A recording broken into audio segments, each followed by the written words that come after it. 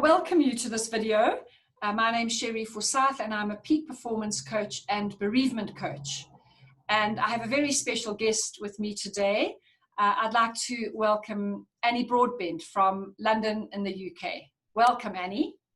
Thank you, Sherry. Thank you for having me. It's a huge pleasure. So our guest today, Annie has done a huge amount of work in a voluntary capacity in just about every position that she has held. It's been very much a giving of herself to support and love other people through whatever issues they're dealing with. She's been involved in the voluntary positions that she's been involved with. She's been involved with St. Christopher's Hospice, the Candle Project, which is a child bereavement service. And so she's kind of eased her way through and up to where she now is a qualified counsellor in private practice in a process called, which I'm going to be very interested to find out exactly what it is, a psychosynthesis. So we're going to ask Annie to explain to us shortly what that is. Annie is also an accomplished author and has written this book. Okay, we need to talk about grief, and as you can see how I read the books, they're all my notes as to what's important or not. Annie, would you maybe like to show our viewers the new version of the book, because they probably won't get it in my version anymore? Yeah, so a few years ago it was republished with a new title and a new sort of branding. So this is now the version that you'll get if you were to order it. I don't know if you can see it. Yeah. It's called Speaking of Death. And it's exactly the same book, but just in a different sort of format. Okay, so brilliant. And where, if people are wanting to get hold of your book, where's the easiest, or how's the easiest for them to be able to do that? Well, probably Amazon is the easiest, but I would always encourage people to go direct to, local bookshops if possible, because they can order it in, or direct from the publisher.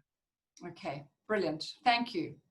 So the first question that I would like to ask you is to please explain to me and our viewers what psychosynthesis actually is, as opposed to psychotherapy. So psychosynthesis is psychotherapy. So that it's not, the sort of simple answer is it's not anything different to psychotherapy, but it's a psychotherapeutic model. So in the way that you might have, a Jungian perspective, or you've got psychodynamic, or you've got psychoanalysis. Psychosynthesis is a framework that I work with as a therapist. Okay. And so the founder, Roberto Assagioli, he was a contemporary and a student of Freud. So it's got its roots in psychoanalysis, but it's sort of more aligned with Jung, I suppose, because it's what's called a transpersonal model. So it takes a psychospiritual perspective, which means that when I work with a client, I am working with a full breadth of experience, life experience, shadow, pain, wounding, as well as joy, creativity, light, and the notion of potential. And so framing the presenting problem within that kind of lens, so that I'm holding, it's like we call it bifocal vision. We hold the presenting problem, and we're also always holding the possibility of what's trying to emerge. Okay, so that would fit very much into your whole approach, Annie, which is very holistic, and So also has a spiritual element as well. So yeah, that's beautiful. That's lovely. yeah. It sees the sort of spiritual experience of life as integral and integrated. So not just, it's nothing to do with religion necessarily, but seeing the spiritual in the mundane and weaving the two together. And that's where this idea of synthesis comes in, about an integrating the spiritual or the more than into our lived experience. Okay, so thank you. That makes it more clear for me. I'd like to jump in and ask you, Annie, after the loss of your mum, which we're going to speak about just now, why did you actually write the book?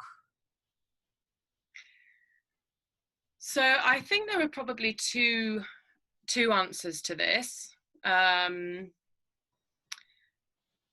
On the one hand, I wrote the book because I was driven by a sort of a desire to change what I had experienced, which was that on the whole, there seemed to be this kind of collective response to me as a bereaved person, which was one of kind of awkwardness and fear.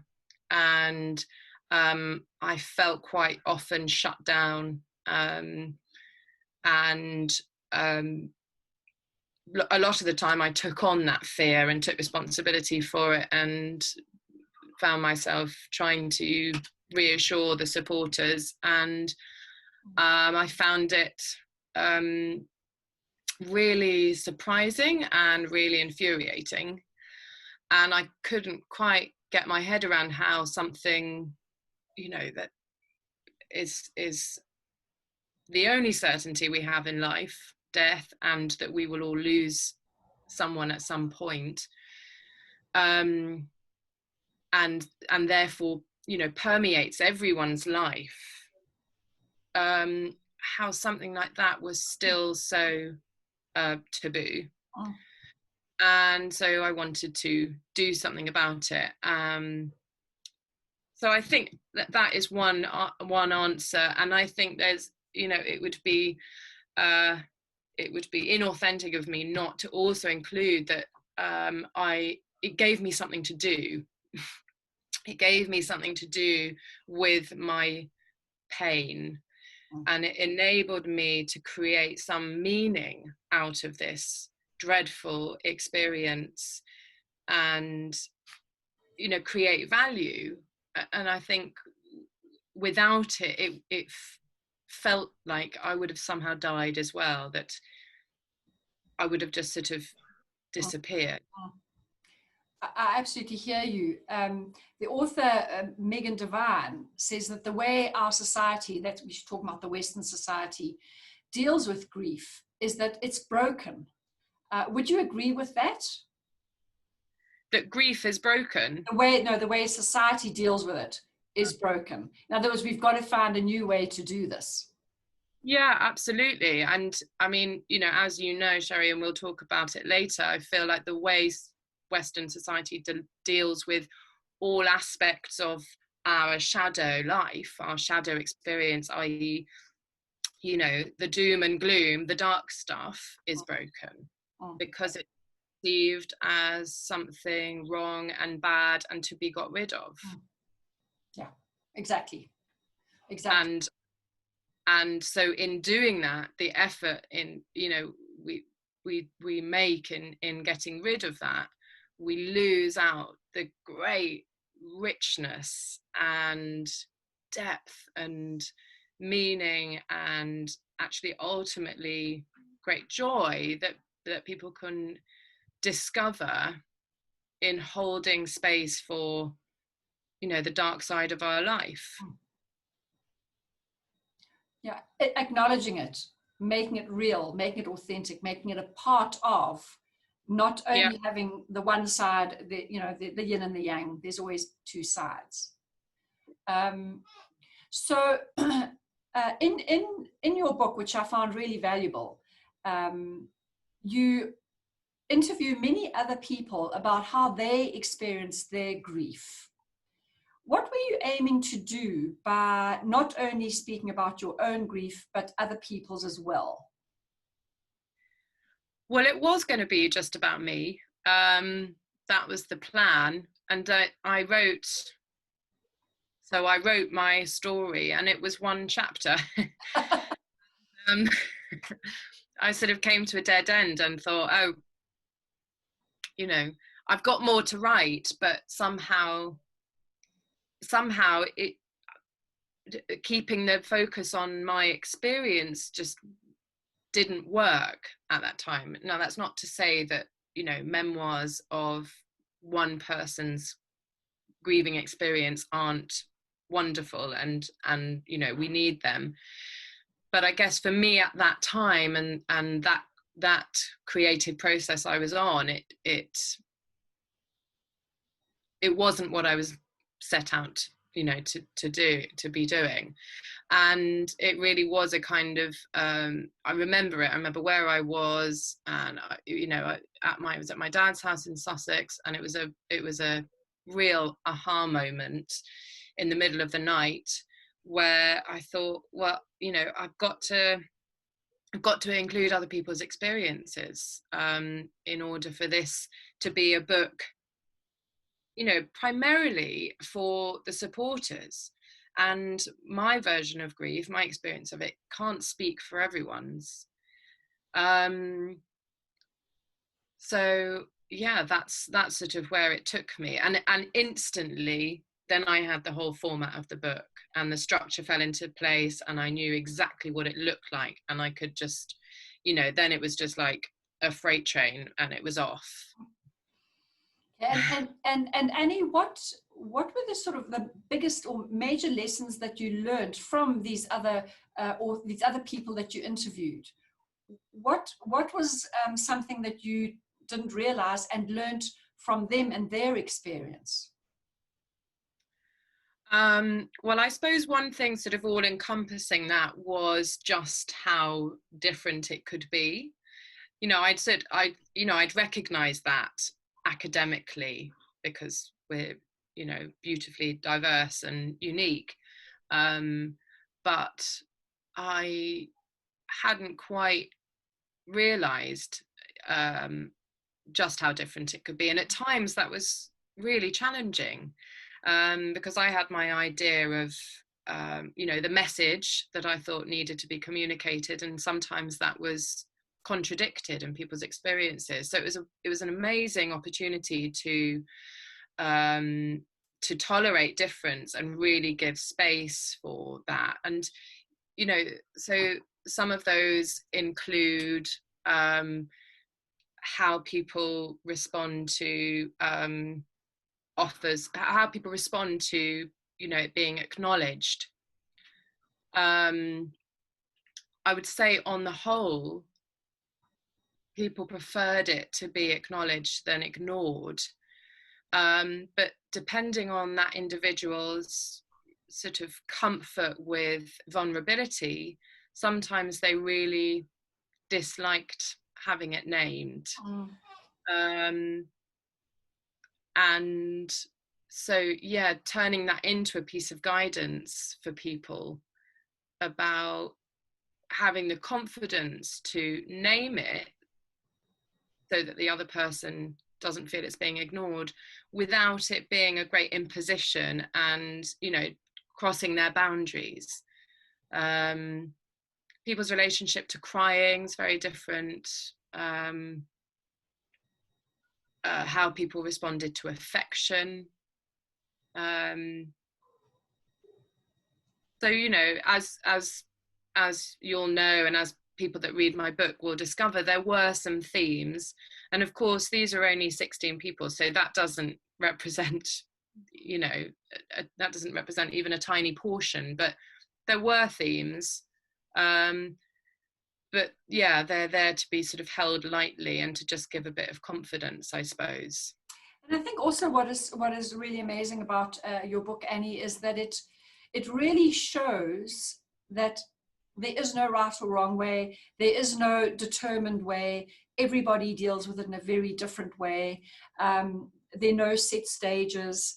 And so more than most books, it really shows the huge, as you say, the diversity and variety of ideas, thoughts, approaches, and they all are right for that particular person. They might not be right for you, but they're very right for that person. And I think that's one of the major messages we're really wanting to get out there is there is no right and wrong way. You know, we need to be cognizant of the person that we're dealing with and what their needs are during the whole process of grieving. And I think that in the past, what's happened is that's kind of, people have tried to standardize it and say, you've got to do this and this and this, and then you've done it correctly. What your book so powerfully brings out is pretty much look at the whole variety of ways of thinking and being. And I think that that's really the power, one of the powers of the book that you wrote. Oh, thank you. I'm so glad that comes across. Yeah, I think that was really the ultimate goal. And that in reading that, you know, for the readers, that does empower people to feel equipped to be there for this person that they know. They wouldn't be reading a book like this if they didn't know and love this person. So to really, you know, to really kind of be confident with that, and empathize with the individual in front of you. Yeah, people need to learn how to do that. Yeah. So Annie, would you feel comfortable to tell us a little bit about the experience of the death of your mum? Sure. Yeah, I've got a picture of her up here, so she's with me. So she died 9 years ago now, and she died of cancer. She was first diagnosed with cancer when I was 8. So she had it on and off for most of my sort of memory of her being around. I still remember her the first time she got it and going into hospital and knowing something was wrong, but you know, not really knowing kind of how serious it was. But it became a very normal part of our life, and she, right up until the end, it was almost invisible. I mean, I don't just mean in her physically, but in our life, how amazing. Yeah, it was amazing and very admirable in many ways. And also it meant that by the time she'd got it for the 3rd time, when, you know, the doctors were very clear, and she was clear with us that it wasn't going away and this was going to be this was going to be the thing that killed her, it was a huge shock, because we'd gotten so used to it being just a normal part of our life and something that mum lives with.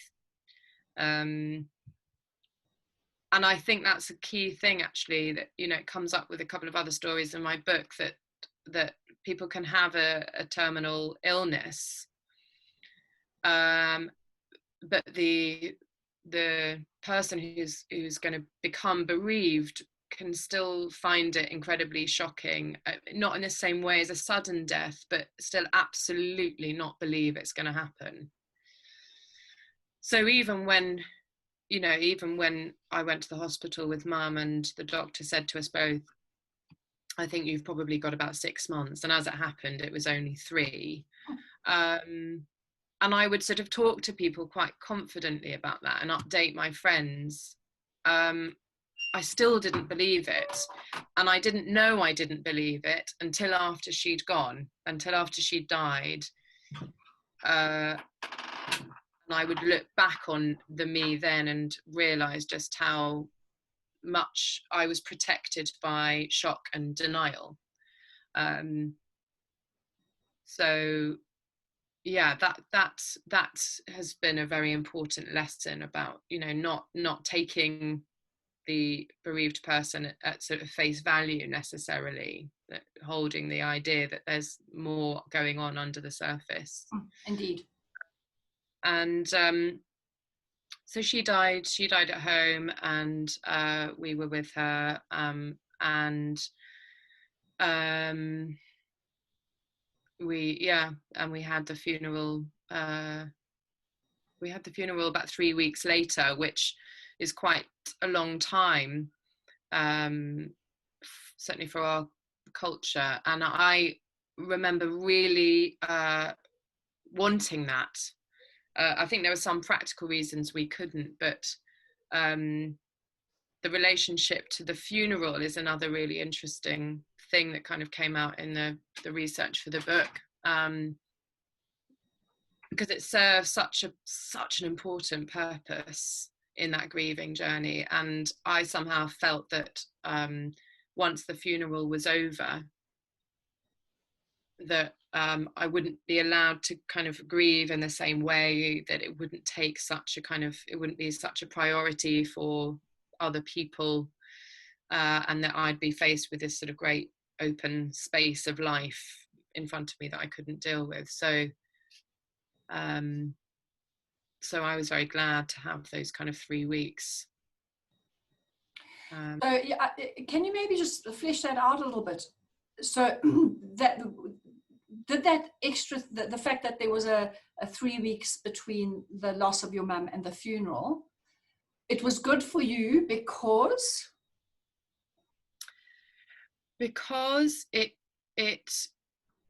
gave a sort of allocated, unarguable space for, you know, the whole world, my whole world, being about the fact that mum had died, which I needed at that point. And that is unique to me. There are other people, you know, my brother included, actually, where what he needed was almost the opposite, and for, you know, normal life to resume in some way in order to cope. So again, this is by all means just, you know, not a universal experience, but it is a shared experience that I suppose I was also aware that because grief and death is so ignored, that once the funeral was over, it would be much harder for me to claim the space I needed. Okay. And being pre-funeral, you know, really kept it present. And you were allowed to have your grief during that time. Yeah, and it continued to be met with the sort of acknowledgement, the weight of the acknowledgement that I wanted too.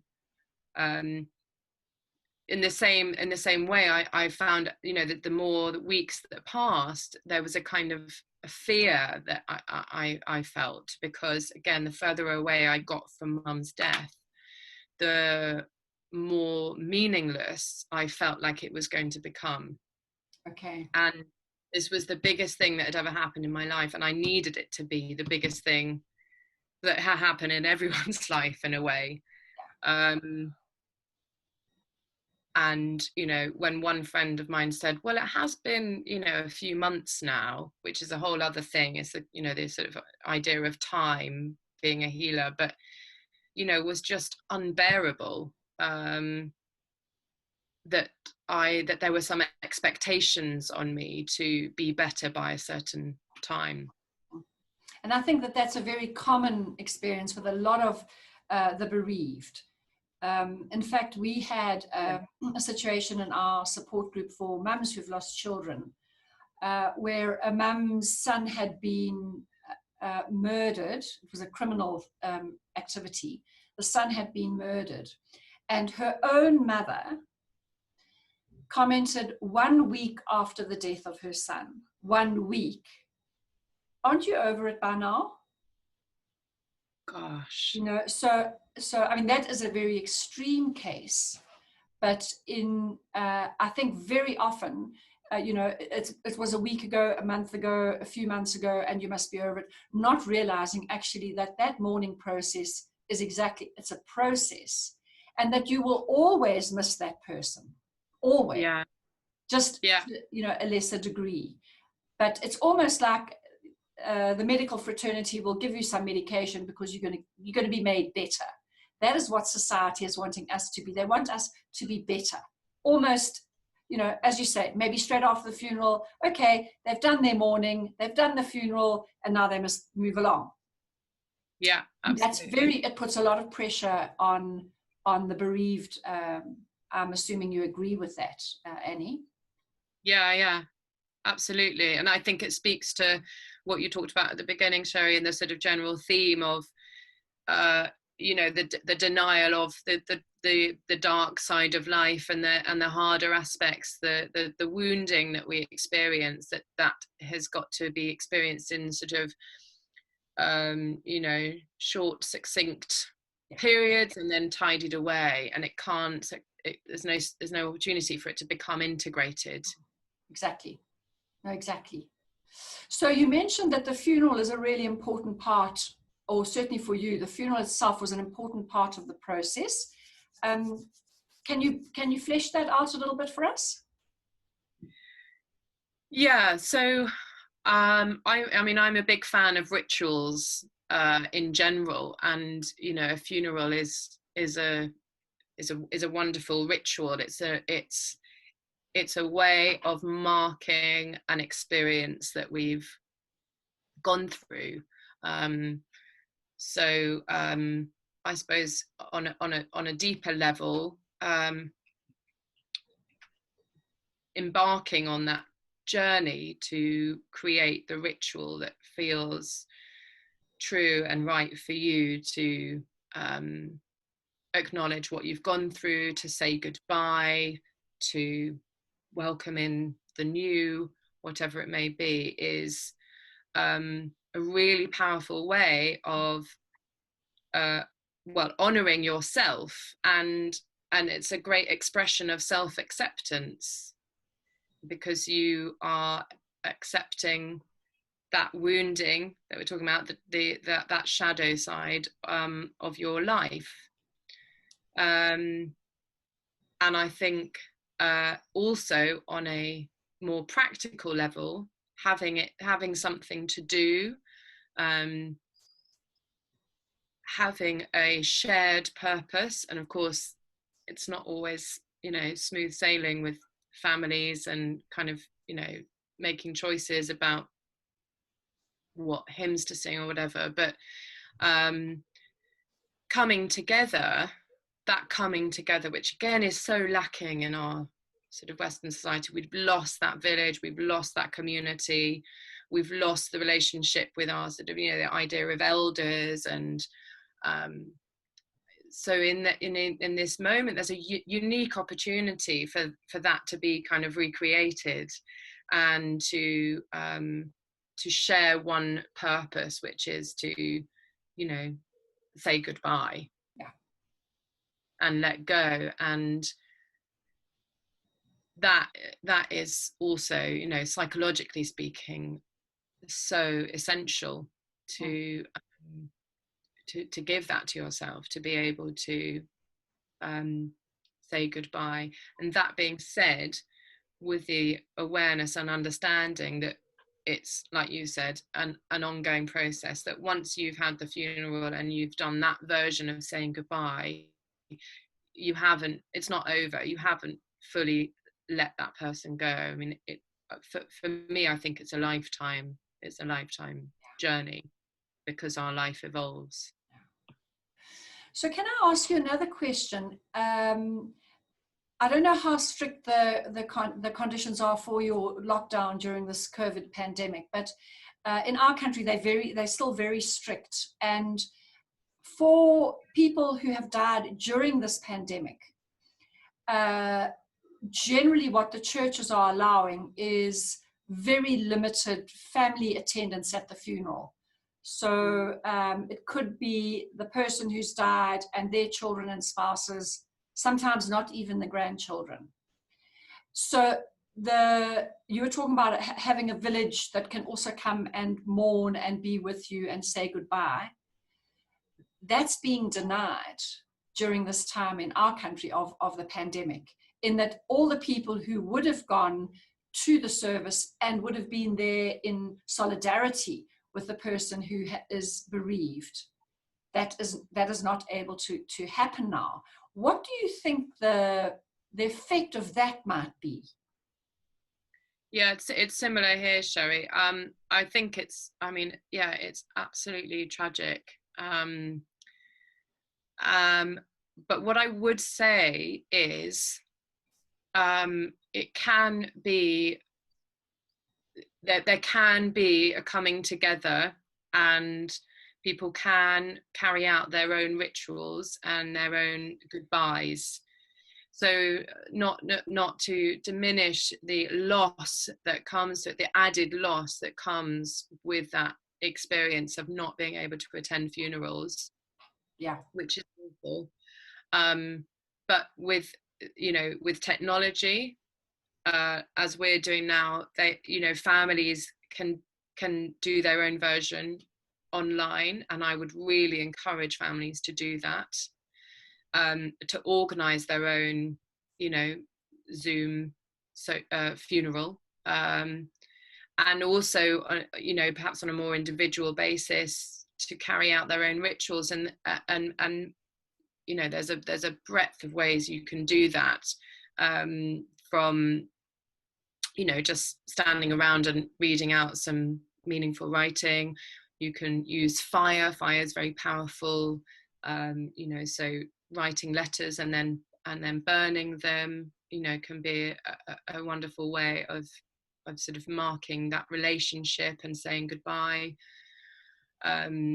Creating a shrine for a period of time so that you can go and sort of visit it, because often now people aren't able to go to the graves and places where they've been cremated, or they can't scatter ashes yet. So I would say I would really encourage people to get creative, and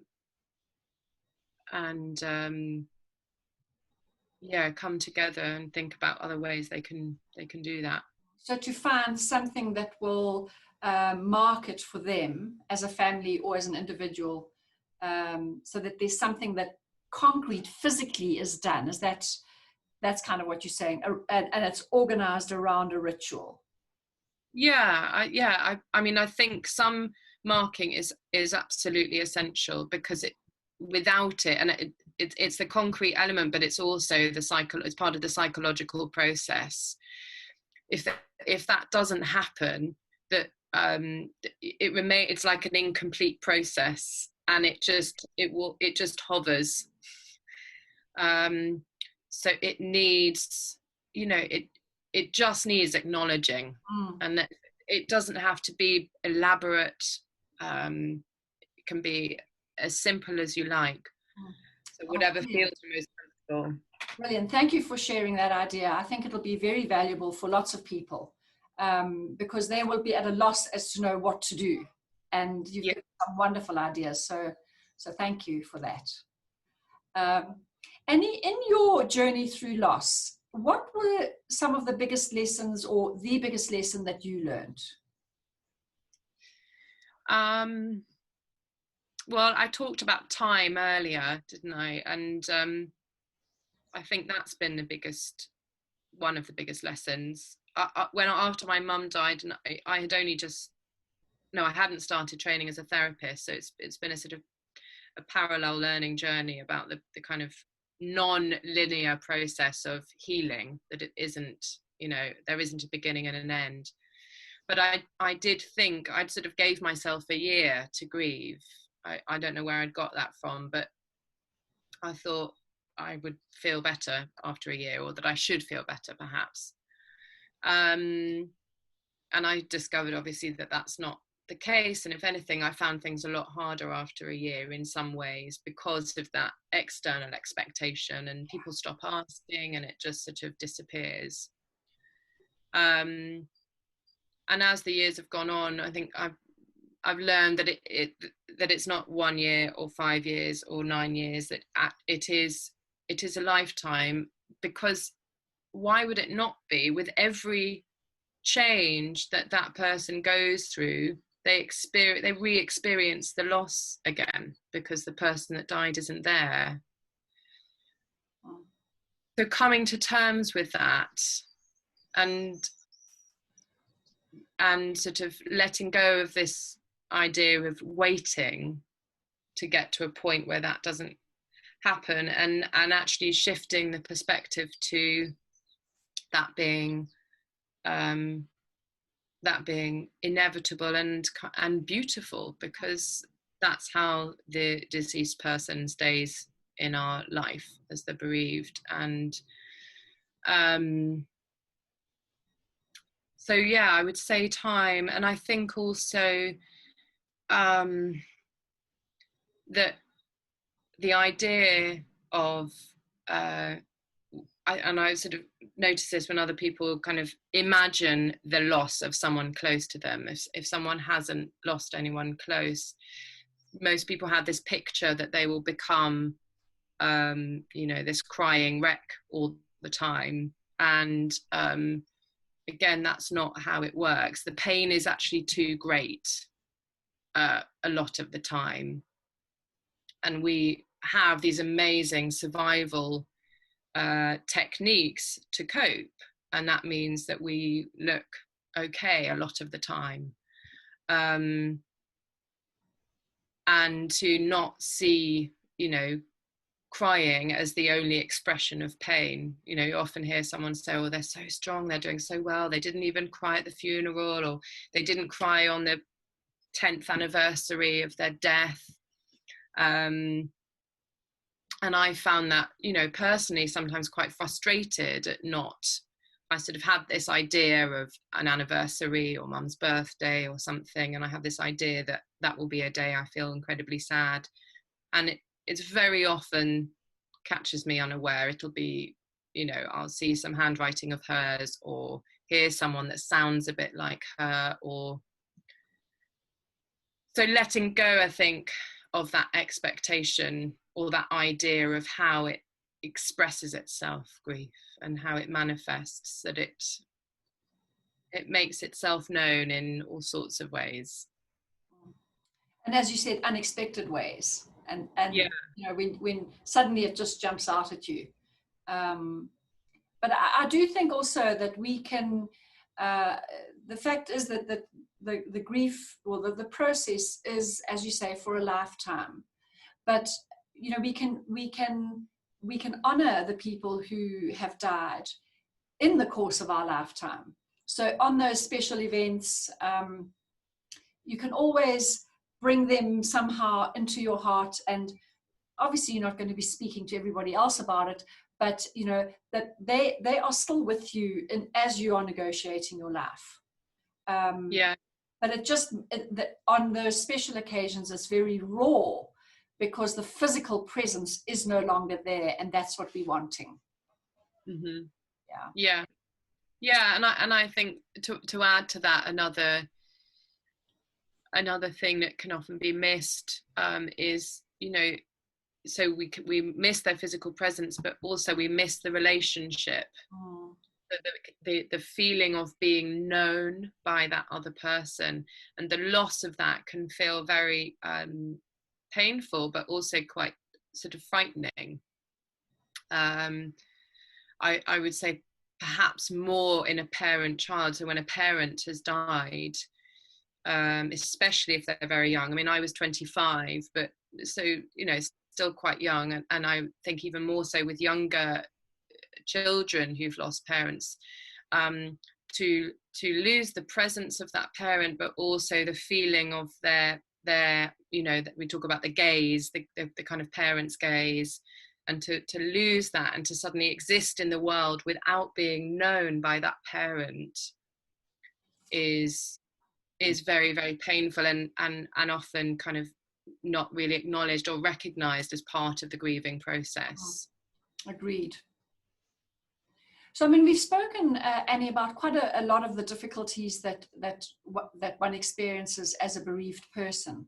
But for you, what do you think was the most difficult thing?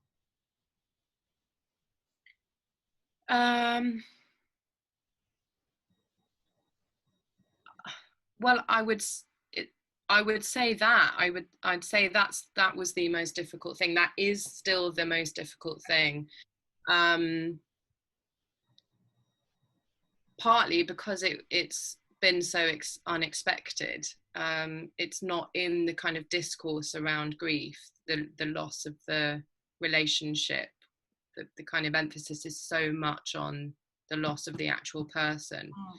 What I have found the most difficult is that I don't have, and I have my own beliefs about, sort of life after death, and other people have theirs, but that I don't live on a daily basis with the sense that of my mum knowing me.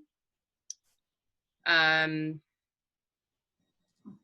living each decision I make, every change, experience, living with the knowledge that she's not aware of that, and that it's not, I can't see it, I don't have access to it through her eyes, is really painful. So what I've done is find ways to let her know and to bring that awareness into my life. But that's what, that's a practice, and it's hard, and it's an unexpected challenge I've found in grief. And would you be comfortable to maybe share an example, one or two examples of how you do that? So I mentioned letters earlier, and I've written a lot of letters to Mum, and I find that really powerful. With every, when I first started training, because she was a therapist as well, so I was being trained by some of the same trainers she had, so there was this kind of amazing, bridge between us. When I got engaged, I wrote to her to tell her about it. When I had my first child, these kind of major events, so I have a whole collection of them on my computer, and at various points I've also done burning rituals with them, and burned the letters and sort of put them out into the universe. I talk to her. I have a sort of shrine, I suppose it is called, with her sort of, some pictures of her and some of her kind of precious belongings. And that was something that only came quite sort of recently, I'd say in the last year, because until then, place wasn't important for me. We had a place where we'd scatter to ashes, but I never felt moved to go there, which is another interesting difference, because for some people that is so fundamental to their well-being, to be able to go and visit a grave, or and I suppose that's another sort of, expression of what can happen over time, and how it evolves, grief, and changes, and that here I am 9 years on, and only now does a place feel important, and I don't know how long for, and that has to be okay.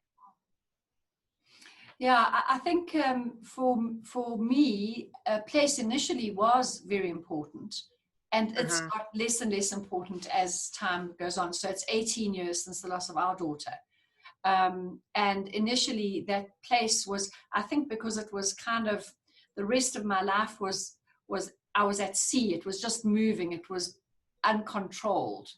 And it was almost like that place was an anchor for me. Yeah. Certainly every time I would go out for a walk, I would always walk past her grave as well, which was at the local church. So I think it's really important to have this conversation, because it shows that for everybody, the needs are different, and the time that it requires is different. And And that's really an important thing that we're trying to get through. I think as part of this interview is, to trust that gut, that intuition that we have, because that intuition and that wisdom knows what we need, and to follow it, rather than thinking, oh, I should be doing this or I should be doing that. So yeah, or looking at other people and what they're doing, and yeah, absolutely. So Annie, of all the things, and thank you so much for sharing like really concrete things people can do, was there anything else that really helped you a lot? Well, I'd say two things. I mean, for all the stuff I've said about, the frustrations I had with the people around me, my friends, my dear friends, were phenomenal.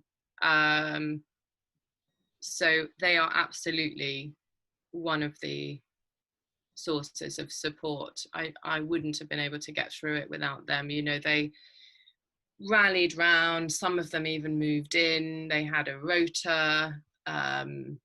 They brought me treats. They, looked ahead. I mean, they really were fantastic. And I'm really fortunate that we already had, these are very, very old girlfriends of mine, and we already had an incredibly close sort of dynamic where, speaking about this kind of stuff was totally okay. We were all already quite comfortable with getting into the kind of nitty-gritty of life. So absolutely that. And I also discovered Buddhism about 6 months after my mum died.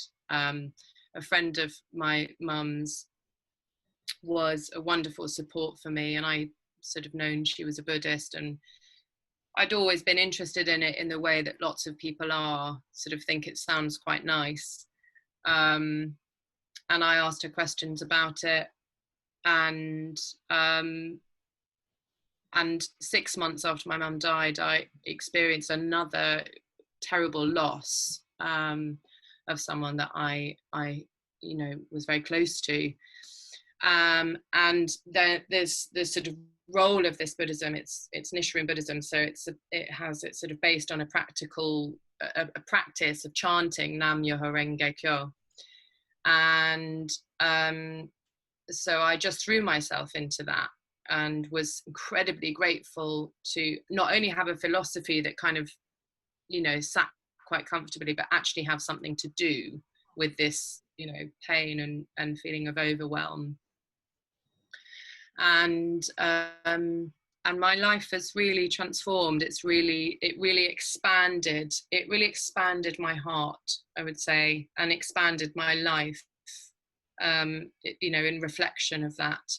So at a time when I felt that I didn't know how things would move on and how I would create kind of life, there I was writing a book, and I started training, and I very shortly after met my the person who's my husband now, and it was this kind of quite incredible experience of holding these extremities of life that we're talking about, of great pain and sort of and hurt, and also the heights of joy and possibility. Yeah, because I think often when we are really battling with pain, it's just like if you get a physical pain, the muscle contracts around it to protect that where you've been wounded. And I think our hearts do the same thing. We can get smaller and tight, and in fact to be able to expand must have been the most amazing experience for you. Yeah, it was. My next question, Annie, for you is, would you have any advice for people who have recently lost a parent? I suppose given what we've talked about already, Sherry, about how different everyone's experience is, it feels difficult to give any specific advice about that, because it depends so much on, you know, how old the person is, the type of relationship they had, what their current support system is, what their current mental health is. So there isn't one piece of advice I can give, actually, other than, and this would apply to all, you know, to ask for help. I think that you know, does transcend all differences. That when we are in need, we are worthy of help. And I'm assuming by that help, you meaning not only professional help, but also just help from friends, family?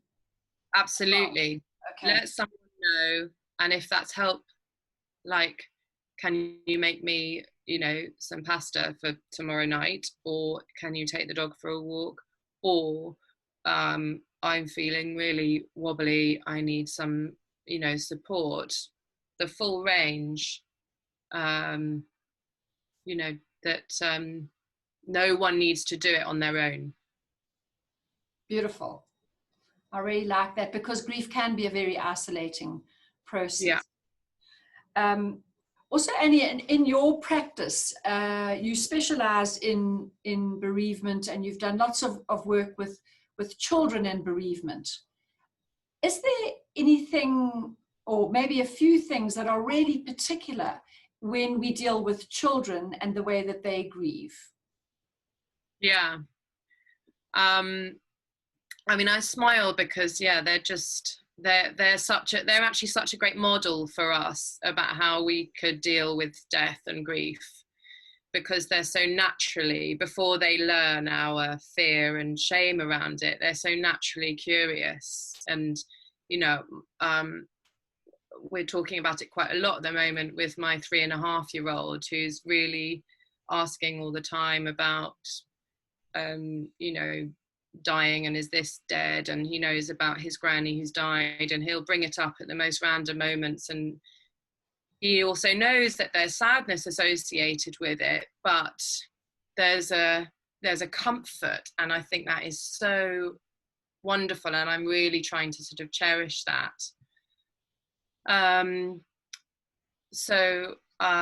Yeah, I would say, first of all, to really respond to that natural curiosity in children about death. And it might feel uncomfortable, and it also might trigger, you know, sadness, especially if it's you know, recent and raw. But that the best way we can teach our children about these things is to model it for them. So if they can see us comfortable also with their questions and with our own sadness, and find a way to name it, then they learn that that's okay too, and that's a great gift. And I'd say sort of an extension of that is to really, really try and avoid euphemisms around death. You know, to not talk about sort of, you know, well, they've gone to sleep, or, you know, that, oh, well, we've lost them, you know, or, you know, even, yeah, just because we'll get in a pickle, and they'll, you know, they take things so literally. And I'm obviously talking about sort of younger children, but, and so it can feel very confusing for them. And then the confusion starts to act as a sign to them that, you know, this is territory that I shouldn't be talking about. So as much as possible, be clear and specific about what's happening or happened. So I mean, when you say that, you actually are going to be using the word "Granny has died." Yeah. You're going to use the actual words that so that they can really grasp what has happened. Yeah. And would you vary the amount of detail that you give them purely on the questions that they're asking you, or would you be sort of age appropriate and give them information as you feel they maybe need it? I mean, you've got to be age appropriate for sure, but you know, if a 3-year-old says, well, what does died mean, they have a right to know. Sure. You know, and there is space to hold whatever your beliefs are, you know, and that can be offered as a kind of lightly of, you know, this is what I believe about what happens to the body, but some people believe other things. What we know about the body is that at a certain point it stops functioning, and the heart stops and we stop breathing, and you know, so you can be specific about that, and obviously don't become too elaborate, but that's useful information. And I think another element that's important around that is, you know, not to only say, you know, well, when you get old, this is what happens. Yeah. Because it's not true, and again, it adds to this confusion. So actually, it's to be quite factual. You Yes. know, and this is exactly what happens. Yeah. And that will reassure them as well, because you're not trying to lose them, or, as you say, give them euphemisms or things that then they wonder if they're going to be lost as well, you know. So yeah, I think that's really valuable advice for children. Yeah.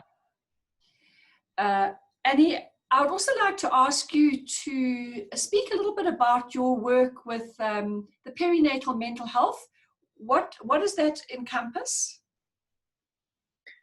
So as I have, you know, sort of developed my private practice, I've and also personally, you know, become a mother, I found a mixture of both more of an interest in working with mums and perinatal mental health, and also that sort of reflected back and found myself working with more mums. And it extends from the same sort of interest, I suppose, I've had in grief and that we've talked about, which is a real curiosity and draw towards the kind of the taboo side of life, and trying to find ways to say the unsayable, I suppose, and kind of unpack those patterns in society. So working with mostly postnatal mums, but also including the whole perinatal period, who are struggling, like many mums are, for many similar reasons that we've talked about with grief and bereavement, because the realities of this great sort of cosmic, you know, change in a woman's life is denied and is ignored, and it's not met with the weight in our society that it needs to. And going back to what I talked about before about the absence of the village and community, and that we don't have any sort of cultural rituals or ceremonies anymore that celebrate the postpartum mother. And so mothers go through this thing nowadays often in a very clinical way, throughout pregnancy, then birth, which is often taken out of their control as well. And then they have the baby, and all the focus is on the sort of development of the baby, and the mother's totally forgotten. And so we have a pandemic of sorts of mums who are really suffering, and you know, and sometimes dying from suicide, you know. So I set up a platform on Instagram called Dark Side of the Mum, which aims to support mums to feel comfortable with the dark side of motherhood, which is kind of again ignored in the discourse around mums, which focuses on the sort of virtue and perfection of mothers. And I work on an individual basis with mums as well. So would a postnatal depression be part of what you deal with? Yeah. As well? Okay. Yeah, very much. But again, seeing it from the perspective I talked about at the beginning, the transpersonal perspective. So rather than in a purely, the sort of medicalized approach would be that it's, there's a bunch of symptoms that we need to treat, often with medication or with, short-term formulaic cognitive focused therapy, rather than a sign of a really sort of embedded issue in society, which is the health, how we perceive the health and the role of mothers in our world. Yeah, I think that's very, very necessary, because it's like with grief, you expect it to be over it and get on with your life. Same with motherhood. You've had the baby, and now you must, even though you've had this cataclysmic change in your life, you must go on and kind of be the same person and be in the same job, that kind of thing. So I think that's incredibly valuable work. If some of the viewers would like to get hold of you, Annie, which is the best way for them to do that? Well, they're welcome to check out the Instagram, which is at Dark Side of the Mum. And I also have a website, anniebroadbent.com, and my contact details are on that. And yeah, I'm very happy to hear from people. Okay, and also the credits at the end of the video, we'll have the contact details, websites, all that information for Annie and myself. So thank you for making yourself available, Annie. The last question I'd like to ask you is there anything else you would like to add with regards to what we've been speaking about, difficulty, society finding it difficult to deal with grief, society actually finding it difficult to deal with anything that's not positive and gorgeous, anything that's slightly on the dark side they battle with. But is there anything else that you would like to add at all?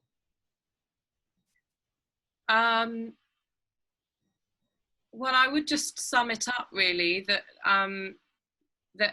we all carry a shadow. No one is without a shadow, and in missing that, in ignoring that shadow side, we miss out all it has to offer, which is so much. So yeah, I know it's scary, but I feel personally on a real mission to try and to build a sort of collective relationship with our shadow side of the individual, but also of society, which we're experiencing right now. The poison is really coming out. And if we keep sort of batting it away as we are with this sort of, kind of war rhetoric, it will just keep coming. Like what we resist will persist. So yeah, to go towards it and to welcome it in and let it become a part of who we are, because it has so much to offer. Yeah, it rounds out our lives. For those of you who are readers, there's a very very thought-provoking and profound book called The Shadow Effect, which is exactly what Annie is speaking about, how we need to make friends with our shadow. And it's a book written by Marianne Williamson, Debbie Ford, and Deepak Chopra together. So all very powerful people. So that is just a little something that you might want to look into. Yeah.